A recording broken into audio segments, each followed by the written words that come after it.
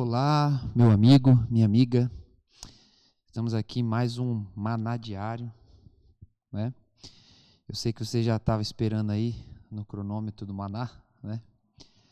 Mas se você entrou agora, não pegou o momento do cronômetro e ainda não compartilhou a mensagem, então compartilha esse link, tá? Eu venho também através desse momento pedir ajuda de vocês com relação ao nosso canal no YouTube, tá? Curta, se inscreva, verifique aí como é que está a sua inscrição no canal Cristo é Resposta, amém? Se não tiver inscrito, se inscreva, tá? Nós precisamos alcançar um número de inscritos aí, né? Estamos mais ou menos 700 até o momento que eu fiz essa gravação. Então, o nosso intuito até o fim desse mês chegar a 1000, pelo menos, tá? Então, nos ajude nessa empreitada, amém? Depois nós vamos estabelecendo outros objetivos. Chegar a 1000 inscritos nesse canal, tá bom? Para a glória de Deus. E se inscreva, compartilhe o link, mande nos grupos de familiar, grupo da família, né? Grupos que você faz parte. Transmita a mensagem, mande para uma pessoa especial que Deus colocar em seu coração agora, que precisa ouvir o Evangelho, precisa ouvir a palavra de Deus. Amém? Então, nós estamos aqui hoje para refletir num assunto, né? Costumo dizer, tenho falado em algumas mensagens na igreja, que tem pessoas que espiritualizam muito, né? Espiritualizam até demais. E tem pessoas que não espiritualizam nada na sua vida. E você precisa entender que você vive num mundo espiritual. E um grande exemplo dessa tendência é a carta de Efésios. Interessante que em Efésios há um dos trechos da Bíblia que são os mais usados, mais espiritualizados, né? Dentro da mente humana, quero dizer. Mais espiritualizados da Bíblia é a carta, o final, né, de Efésios versículo 10 em diante, onde começa a falar sobre a armadura santa, né? Fala, finalmente, revesti-vos do Senhor e do seu forte poder, né, para que resistir o dia mau e ficar firmes contra as astutas ciladas do diabo. Revestir toda a armadura de Deus. Aí vai falar da armadura santa. A armadura santa, esse tema da armadura santa, esse trecho da Bíblia, ele é tão espiritualizado na igreja, mas muitas vezes não é bem compreendido no dia a dia. E você, para ter uma vida satisfeita, porque a satisfação ela é parte do propósito de Deus. O propósito de Deus é satisfazer você. Muitas vezes você olha, por exemplo, para uma lei que era colocada como a lei do sábado, como uma lei pesada, uma regra que os judeus, né, tinham que observar e observam até hoje, o Shabá. Muitas vezes se encara somente como uma lei, obrigação, não pode fazer nada no sábado, tem que consagrar. Mas Deus, que é o Senhor da verdade, como desde a criação ele terminava de criar algo e dizia, isso é bom, né? E se você levar em conta a fidelidade e a santidade de Deus, Deus não falava que era bom por ego do que ele estava fazendo, mas era porque era uma avaliação correta, certa. Basicamente, né? É isso. Então, quando você vê Deus se referir ao sábado, ele pede para o povo de Israel não negligenciar o sábado e dá muitas promessas para aqueles que guardarem o sábado e até algumas punições para quem profanar o sábado. Mas se você vê a opinião de Deus, o coração de Deus com relação ao sábado, ao dia da santificação, ao dia que se dava a Deus, vamos dizer assim, a Bíblia diz assim, um trecho, Deus dizendo assim, deleita-te no sábado, chame o sábado delícia, ou seja, satisfação. Quando Deus implanta o sábado, logo após a criação, em Gênesis 1, a Bíblia fala que Deus santificou o sábado. Ele santificou o sábado e abençoou aquele dia. E se você for observar que o homem foi criado no 6º dia, o 7º dia, que seria o primeiro dia de trabalho do homem, foi de descanso. Então, o que você precisa entender? Como funciona a mente de Deus e como muitas vezes funciona a sua mente. Então você tem que observar isso. Você tem que entender a tendência que há na sua alma e a tendência que há na mente de Deus. Então, você pode ver que aonde o ser humano vê peso, Deus vê satisfação. O Salmo 1, a Bíblia fala que é aquele que encontra prazer na lei de Deus. Ou seja, a pessoa medita na lei de Deus de dia e de noite, é uma condicional para o sucesso, para ser bem-aventurado. Só que ali há uma promessa, uma revelação de que a pessoa vai ter satisfação na lei de Deus. Satisfação, prazer pleno. Jesus falou em João 10 que o ladrão veio para matar, roubar e destruir, mas ele veio para dar vida. Vida em abundância. Ou seja, outra satisfação. Então há um lugar em Deus de satisfação, de deleite. É propósito de Deus isso. Então isso cai por terra todo o pensamento de que Deus só quer te provar aqui na terra, ver quanto você aguenta, entendeu? Que Deus não quer te abençoar não, Ele quer que você sofra bastante aqui, para depois você ter um lugarzinho no céu. Então não é isso. Isaías 1, verso 6, verso 9, diz que se quiseres o meu vires, comereis o melhor dessa terra. Então é propósito de Deus que você se satisfaça. A própria graça de Deus, o conceito de graça é satisfação. É se satisfazer, é ter um lugar de realização do ser humano.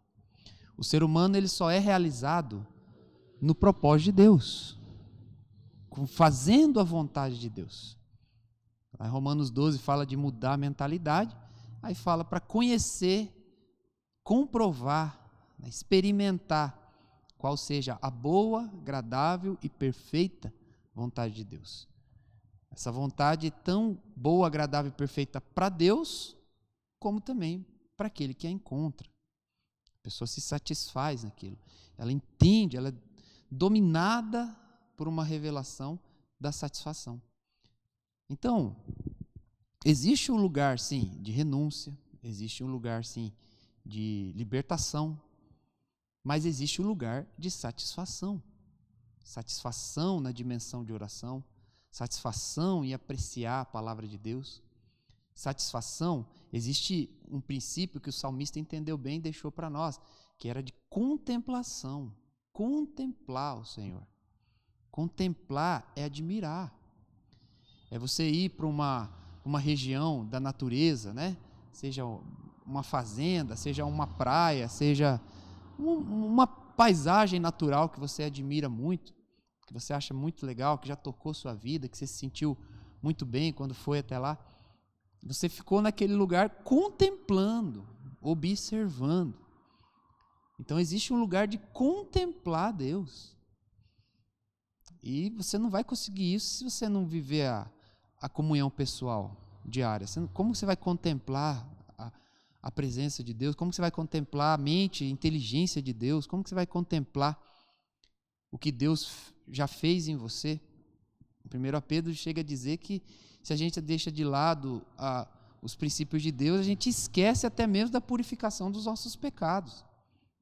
Ou seja, o ser humano, o filho de Deus, ele precisa constantemente estar alimentando sua consciência. E a contemplação, a satisfação é uma forma de alimentar sua consciência de Deus. Então, o ser humano foi criado assim, até mesmo no seu espírito nascido de novo. Contemplar para que ele seja recarregado, vamos dizer assim. Então, você precisa entender isso. Que muitas vezes a gente limita Deus só como resolvedor de problema. Eu estou com problema, eu preciso resolver em Deus. Eu estou com problema, eu preciso que Deus dê uma saída. Ou eu preciso ser abençoado, busca Deus para ser abençoado, jejua para ser abençoado, entrega o dízimo para ser abençoado. Mas a gente não dá esse lugar de contemplação ao Senhor. De contemplar e até mesmo de ouvir a sua voz, sua vontade. Realmente saber.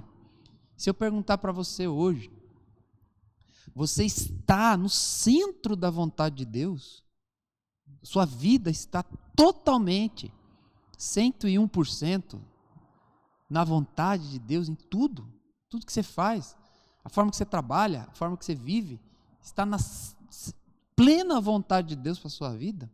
Onde você mora hoje geograficamente, é a vontade de Deus para você. Você tem essa consciência plena disso? As decisões que você tem gente que toma decisão ao léu, pega e fala assim, eu não vou mais casar. Será que essa é a vontade de Deus para a vida dela? Eu vou fazer a obra, mas será que é o momento de você fazer a obra? Tem tudo isso, gente. Não é porque o mundo precisa de pregadores que Deus vai pegar quem quer somente e colocar na obra. Existe todo um trabalhar de Deus. Deus respeita os tempos, os momentos e o crescimento espiritual, é que é necessário. No caso da natureza humana é outro assunto. Então, às vezes tem pessoa que não entende alguns princípios. A pessoa pega e fala assim, ó, eu vou parar de trabalhar e vou orar só. Mas Deus chamou para isso? Ou Deus usou a vida de um apóstolo ungido para falar para você que você tem que, essa é a vontade de Deus, você tem que fazer dessa maneira? Então, tem isso. E por outro lado, tem aqueles que são chamados para isso. Deus já chamou, um apóstolo ungido de Deus chamou, falou que esse é o propósito de Deus, mas ele não faz, não cumpre. Então, tudo existe a vontade de Deus. Tudo.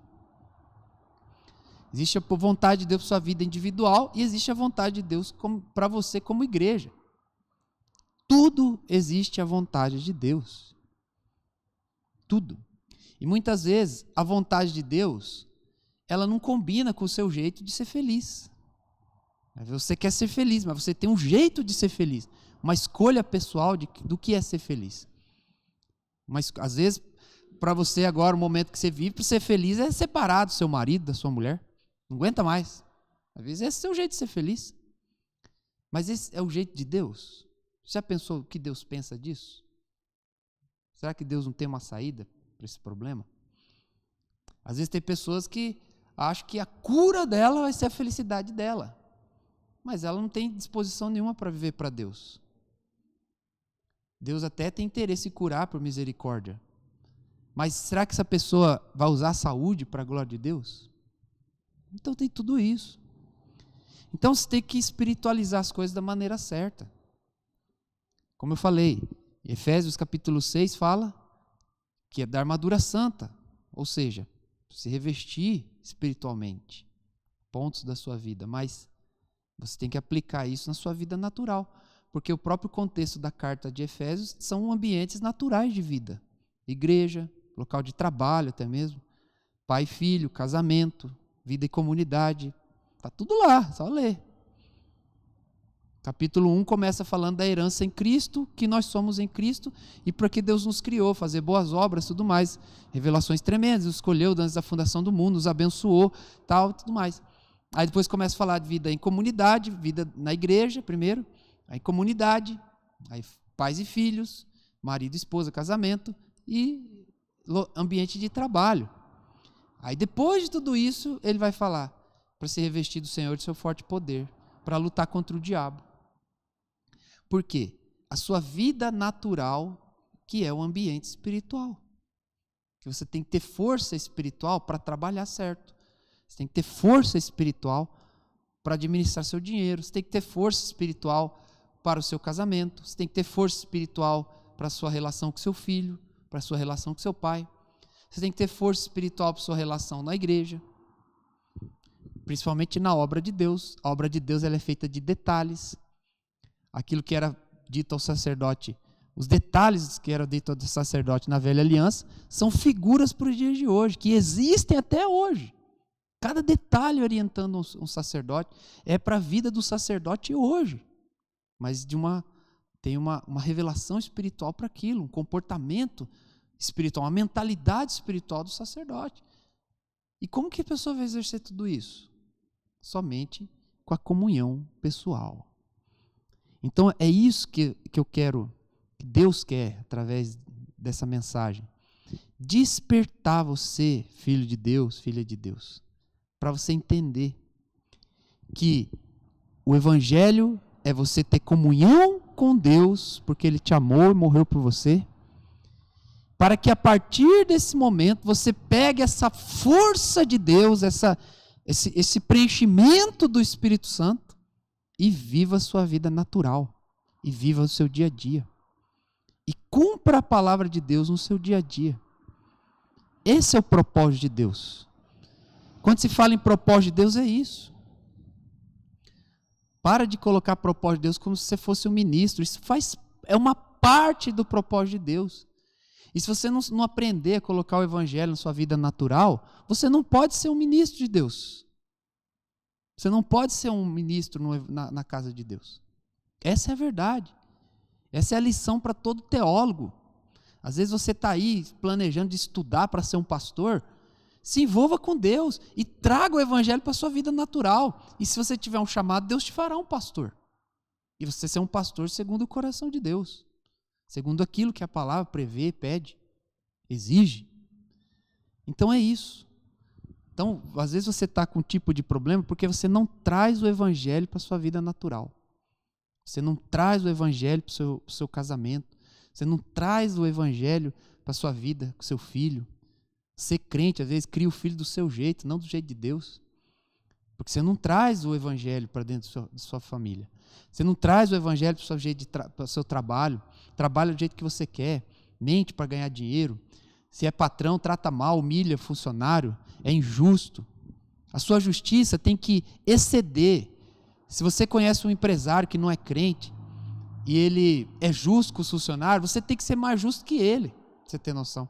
A sua justiça tem que exceder a dele, tem que surpreender ele, tem que fazer com que ele fique espantado. Uma pessoa, uma certa vez, disse assim, que foi trabalhar com uma cristã. Ela ganhava 2, 3 mil reais e foi exercer a mesma função com essa cristã, que dá a comissão para ela, ela ganha 5 vezes mais. E é uma justiça. E essa pessoa chegou a se converter a Cristo por causa do testemunho. Uma alma foi salva. E outras almas através dela. Simplesmente porque o patrão, cristão, fez uma justiça maior. Mas você acha que o crente hoje se importa com isso? Ele quer ganhar dinheiro. Então ele precisa se encher de Deus.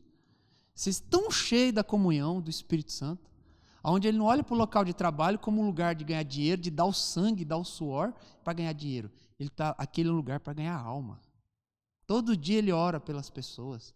Ele intercede, ele pede, ele usa a sabedoria de Deus, como está escrito lá em Colossenses, que o seu falar seja temperado com sal.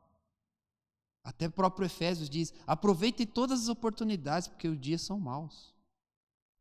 Então, ou seja, tudo é oportunidade para ele pregar o evangelho, mas porque ele está iluminado por Deus. Então, o cara veio trabalhar comigo, é porque é para ganhar ele para Jesus. E mesmo a forma, o outro vai trabalhar no local, aquele local vai ser abençoado porque eu estou lá, vou fazer o meu melhor por causa de Cristo, porque assim diz a palavra, não importa se meu patrão mala, é um sem vergonha, eu vou fazer o meu melhor. Por quê? Porque esse é o evangelho. Se o cara é cristão, esse é o evangelho. Este é o evangelho de Jesus Cristo. Então, ele vai lá na igreja, ele ora, ele dá oferta, mas o evangelho é vivido no dia a dia. O evangelho é para a vida dele. Porque é lá que o diabo vai atacar ele. E é lá que a bênção de Deus vai se manifestar. Gente, isso começou com os patriarcas. Deus abençoava Abraão na vida natural. Deus abençoou Isaac na vida natural. Plantou numa terra seca e deu 100 por 1. Deus abençoou Jacó nem se fala. Labão era um mala, deu balão nele, tudo que é jeito. Ainda assim, o cara fazia o certo e Deus abençoava. Então, é isso que você tem que pensar. O evangelho, a força de Deus para você, é para você pegar essa força, a inteligência de Deus, essa força, o poder da palavra de Deus, da unção, da oração, e colocar no seu ambiente natural. É isso. É isso que você tem que ficar atento nesse tempo. Amém? Vou fazer uma oração agora. Em nome de Jesus Cristo, eu peço, Senhor, confirma essa palavra nesse coração, nessa alma. No poder do nome de Jesus, entra nessa casa, nessa família. Desfaz os vínculos e o espírito da cegueira, meu Pai. Eu repreendo o espírito da cegueira no poder do nome poderoso de Jesus. Tudo que cega essa pessoa, que faz ela espiritualizar, que faz ela se achar madura, mas na verdade ela é uma criancinha espiritual. Não entendeu a maturidade, não entendeu o que é ser cheio do Espírito. Faz ela entender agora, Senhor, em nome do Senhor Jesus. Então, Pai, que sejamos como crianças para simplesmente acreditar em Ti, mas tenhamos maturidade espiritual nesse tempo. Eu chamo a existência maturidade da igreja nesse tempo, maturidade no coração de cada um que me ouve nesse tempo. Em nome de Jesus Cristo.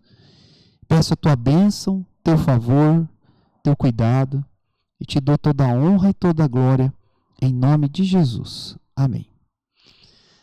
Amém, gente. Obrigado pela sua atenção nesse momento. Amém. Se você precisar, quiser entrar em contato conosco, tem um WhatsApp na descrição desse vídeo aqui no final, tá bom? Tem umas redes sociais também, tá? Instagram, tem aquele TikTok, tem o Facebook. Entra nessas redes sociais para você ver algumas mensagens nossas. Segue a gente lá, né? Passa para as pessoas, tá bom? Então fique atento aí à programação, tá? Se tiver alguma dúvida, pergunta lá no WhatsApp. Quando que é a programação? A nossa igreja aqui em Campo Grande, Mato Grosso do Sul, tá? Nós estamos com 3 unidades da Igreja Cristo é Resposta, em regiões diferentes da cidade. Temos cenáculo, tá? Aquilo que são culto nas casas. Então, tem casas, às vezes tem uma casa perto de você que recebe o cenáculo, uma oração, uma palavra. Você pode entrar em contato conosco, visitar. Nós podemos visitar você também, tá? Para orar por você, falar, conversar, o que tiver ao nosso alcance. Amém? Então, qualquer dúvida, pedido de oração, pega esse WhatsApp, manda um WhatsApp, tá? Manda um oi lá, a gente já entra em contato e conversa com você. Tá bom? Que Deus te abençoe grandemente. Acompanhe todo dia a gente aqui no Maná Diário, meio-dia, horário do Mato Grosso do Sul. Tá bom? Deus abençoe a todos.